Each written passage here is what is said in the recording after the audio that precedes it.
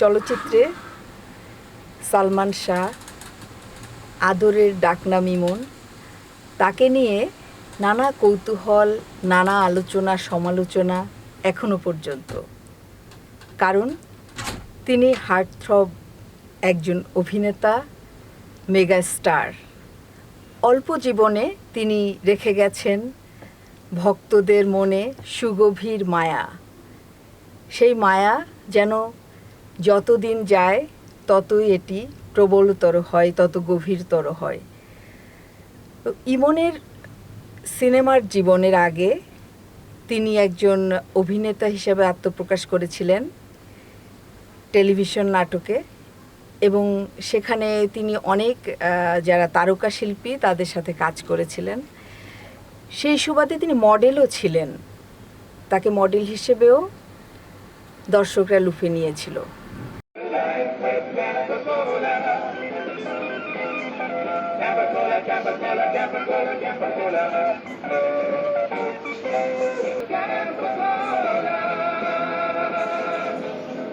তো সালমান শাহের কথা বলতে গেলে তার ছোট অথচ বর্ণাঢ্য জীবন এবং শেষ পর্যন্ত যে বেদনা বিধুর পরিসমাপ্তি হঠাৎ করে যেন হার্ট ব্রেকের মতো থেমে গেল, এবং এই থেমে যাওয়াটা জীবন থেমে গেল, কিন্তু নায়ক সালমান শাহ যেন ধীরে ধীরে আরও বেশি প্রিয়তর হয়ে বাঙালি দর্শকের মনে আসন গেড়ে নিলেন।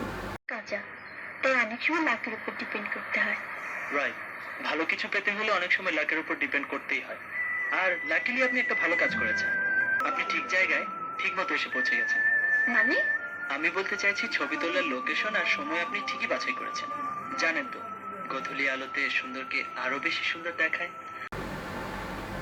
সালমান শাহর কথা বলতে গেলেই মনে হয় একজন অভিমানী, একজন তরুণ, প্রাণবন্ত তরুণ, মায়া ভরা যার দু চোখ, এবং সেই দু চোখের মায়ায় একটা সততা, একটা সারল্য যা দর্শকদের খুবই প্রিয়। বাঙালি নায়ক হিসাবে, চলচ্চিত্রের নায়ক হিসাবে সালমান শাহর যে গড়ন, সেটা আসলে আগের নায়কের সাথে ঠিক মেলে না। আগে যারা মেগাস্টার ছিলেন বেশ একটু অন্যরকম চেহারার নায়করা, রাজ্জাক, জাফর ইকবাল, আলমগীর, কেউ সুদর্শন, কেউ বা একটু ড্যাম স্মার্ট, কেউ বা খুবই মায়াবী এক ধরনের ব্যক্তিত্ব, কেউ বা খলনায়ক থেকে নায়কে এসেছেন। কিন্তু সালমান শাহর ক্ষেত্রে আমরা দেখেছি সবসময় একটা পজিটিভ চরিত্র নিয়ে তিনি এসেছেন।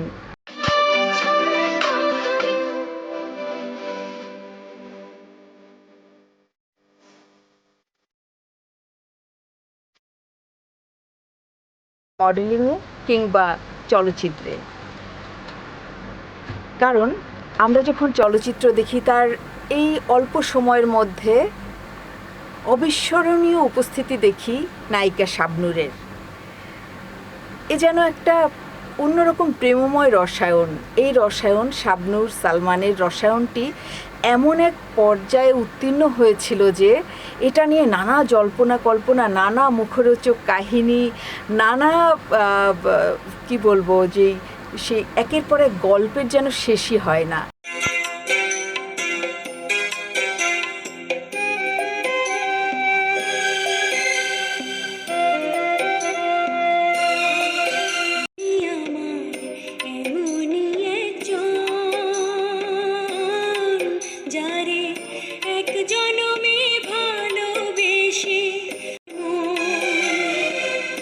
এক জনমের ভালোবাসা, এক জনমের কাছে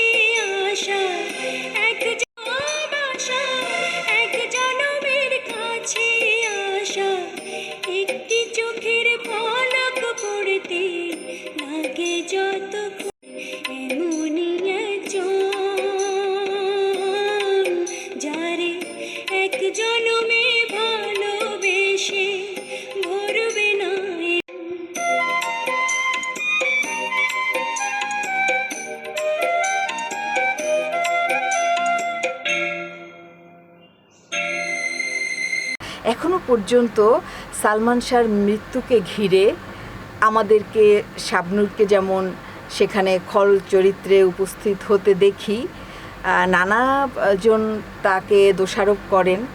আবার দেখি যে সালমানের আবেগী জীবন, সালমান খুব আবেগপ্রবণ ছিলেন। তার সাথে যারা নাটকে কাজ করেছেন সহশিল্পীরা, তারা নানা সময় বলেছেন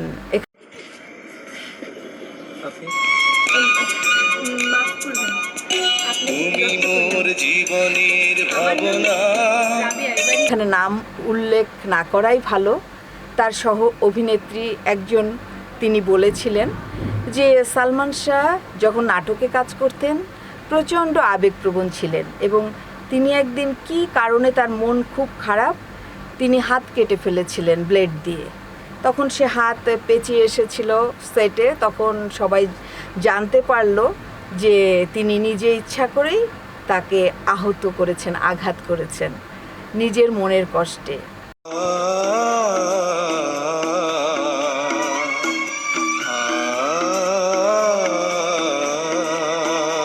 তো সালমানের এই নেতিবাচক এই আবেগী বিষয়টা নিয়ে আসলে অনেকেই এই তার মৃত্যুতে সেই কারণটিকে হাইলাইট করেন যে সালমান তো আবেগপ্রবণ ছিল। এবং ইভেন তার স্ত্রী সামিরা তিনিও বলেছেন যে সালমান সুইসাইডাল মোটিভ ছিল, তিনি আত্মহত্যা করতে চাইতেন। অনেক সময় তার আবেগটা এত বেশি ছাপিয়ে যেত যে তিনি আসলে নিজের ক্ষতি করতে উদ্যত হতেন।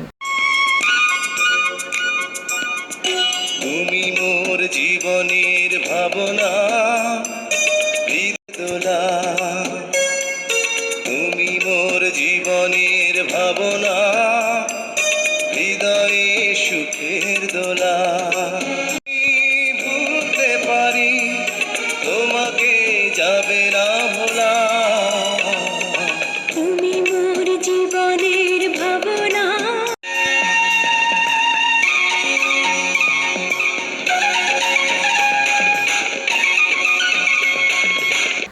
তো আসলে সত্য মিথ্যা বা কতটুকু আবেগী সেটা যারা কাছে ছিলেন তারাই হয়তো জানেন।